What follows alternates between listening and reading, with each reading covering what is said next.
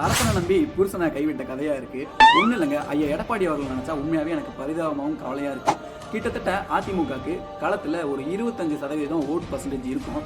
ஆனா அவ்வளோ பர்சன்டேஜை வச்சுக்கிட்டு இன்னும் களத்துக்கே வராத தாவேகாவிடம் ஐயா எடப்பாடி அவர்கள் கூட்டணி வச்சா எப்படியாவது நம்ம ஆட்சி அமைச்சிடலாம் அப்படிங்கிற ஒரு எண்ணத்தினால கரூர்ல நடந்த சம்பவத்துக்கு விஜய் அவர்கள் தான் பொறுப்பு அப்படிங்கிற உண்மை எடப்பாடி அவருக்கு தெரிஞ்சுமே இல்லை இந்த சம்பவத்துக்கு திமுக தான் காரணம் அப்படின்னு விஜய் அவர்களுக்கு ஆதரவா குரல் கொடுத்தாங்க. காரணம் எப்படியாவது விஜய் அவர்களை கூட்டணிக்கு கொண்டு வந்துடலான்னு. ஆனா விஜய் அவர்கள் அப்படியே ஆப்போசிட்டா தாவேகாவோட சிறப்பு பொதுக்குழு கூட்டத்துல விஜய் அவர்கள் தான் முதலமைச்சர் அப்படிங்கிறத போட்டு உடைச்சிட்டாரு. உண்மையாவே இது அதிமுக தொண்டர்களுக்கு ஒரு சோர்வை ஏற்படுத்தியதுன்னே சொல்லலாம். அது எப்படிங்க, கரூர்ல நடந்த சம்பவத்துக்கு விஜய் அவர்கள் தான் பொறுப்பு அப்படின்னு எல்லாருக்குமே தெரியும். அப்படி தெரிஞ்சிருந்துமே கிட்டத்தட்ட ஒரு நிறைய பேர் பார்த்தீங்கன்னா, நிறைய கட்சி தலைவர்கள் எல்லாமே பார்த்தீங்கன்னா அதிமுக, பாஜக, இன்னும் ஒரு சில பத்திரிகையாளர் எல்லாமே விஜய் அவர்களுக்கு சப்போர்ட்டா இருந்தாங்க.